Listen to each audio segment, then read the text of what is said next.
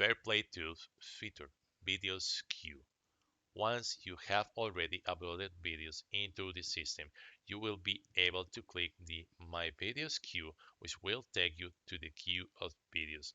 In this queue, you will be able to see some files and their status.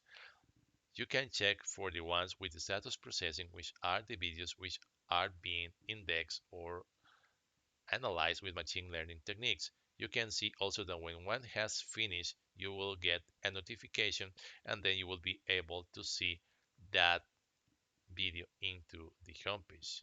So if I refresh this, you will see that one file already disappeared and this file has a 72% progress.